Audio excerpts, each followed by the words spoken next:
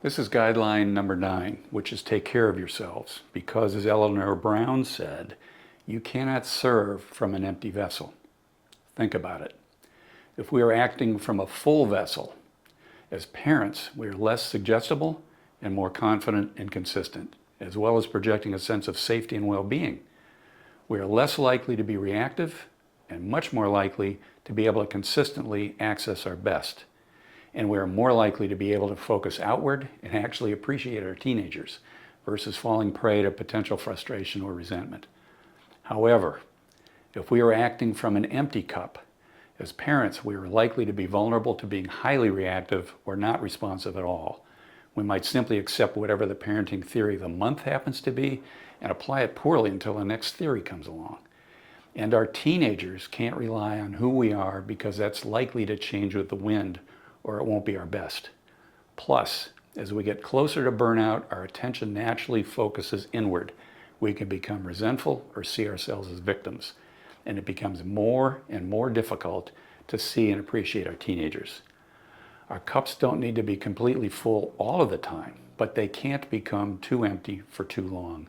Basically, the teen journey is long and tough, so it requires understanding the importance of self-care, as well as the discipline to consistently do what we need to do to take care of ourselves.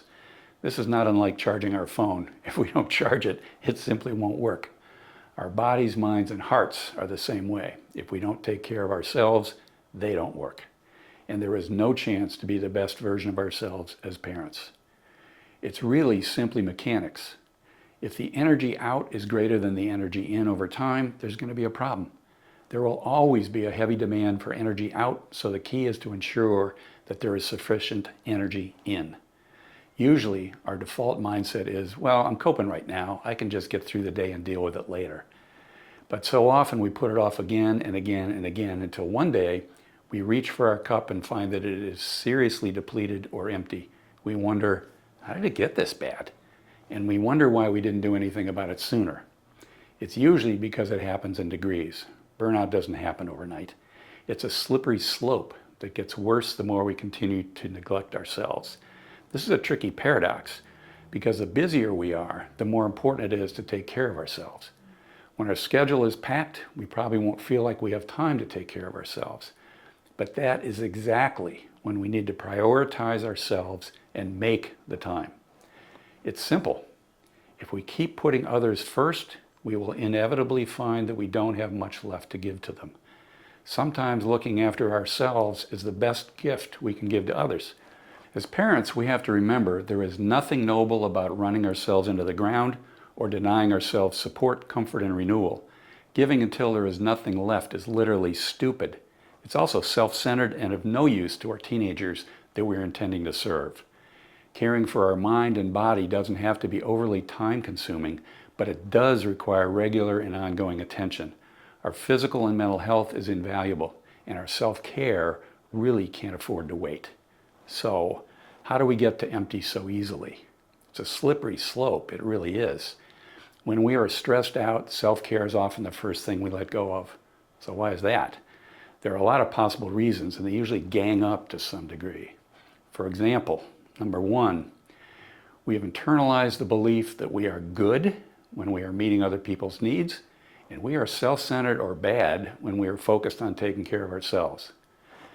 Number 2, the teen journey is simply long and tough and demanding of parents. There are always challenges to deal with, and they rarely have final resolutions. We easily get caught up in doing to meet our teenagers' needs and our own standards and expectations, and we then have trouble stepping back to reflect and renew ourselves. Number 3, we lack the knowledge or skills to take care of ourselves effectively, and we fail to implement a regular regimen of self-care. Most of us don't have good role models, and we aren't taught how to do this effectively. It's surprisingly tough. It takes dedication and discipline, like learning a new job or sport or foreign language. So it takes a consistent commitment. Number 4, we get isolated, and we lose the support and guidance that is naturally possible with a support network.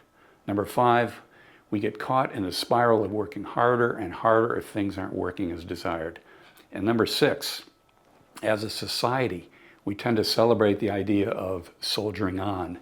We value pushing through whatever challenges face us.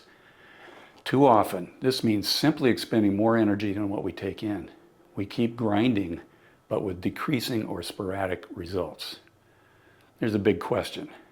How do we get past the guilt of taking care of ourselves? Basically, we have to understand and value that doing things for others is not selfish. It's an essential part of being in service, in this case, service to our teenage daughter or son. We simply can't bring our best, let alone find new bests, if we are emptied out, overwhelmed, overly stressed, etc. And here's the key. A web of support is required to consistently be our best. Building a support web is a great way to structure self-care into our lives. It doesn't solve every challenge, but it is an invaluable core around which to build. There's no single right way to build a support web. It's highly personal. And it doesn't need to be overly extensive or time-consuming. But there are a few tips that can make a big difference. Number one, stay ahead. Waiting to take care of ourselves until we are feeling too empty or that we're burning out is a losing approach. If we wait, the challenge can get bigger and bigger, and we are less likely to engage. Or we simply don't have the time or energy to do what's required. Self-care becomes tougher and less effective if we wait. Number two, spread it out. For example, there are some things that we can do daily, some we can do weekly, some we can do monthly, and some that we simply take advantage of when they present themselves, being spontaneous. And we can do some self-care on our own, and some we can do with others. But don't look for a single answer or put too much pressure on any element at any one time. Spread it out. Number three, be creative in building your range of support elements. The more the better. For instance, there will be people in your web. There are a lot of possible connections to people, and they can be face-to-face or virtual. It can be a combination of spouses or partners, extended family members, neighbors, other parents, friends, school personnel, etc. You may not need many connections with others, but usually the more the better. Activities will also be key. There's a wide range here from walking, yoga, working out, and organized sports to hobbies, the arts, learning new things, and even shopping. Basic self-care activities can also include eating and drinking well, getting enough sleep, and engaging in mindfulness practices. And places can be surprisingly important. We can create some places for rest, relaxation, comfort, or inspiration. Some places can be visited, such as spiritual places, places of beauty, places of comfort, places in the natural world, etc. Even photographs or paintings of places can be important. One caution, be sure to make it enjoyable. This shouldn't be in the category of I have to or I should. This is best in the category of I want to, I enjoy this could be good, etc. And remember, this is about being of service. Self-care is about doing things that increase and sustain our ability to serve others, particularly our teenager. It is not self-serving to the detriment of others. One warning, be alert to those annoying little voices that undermine self-care.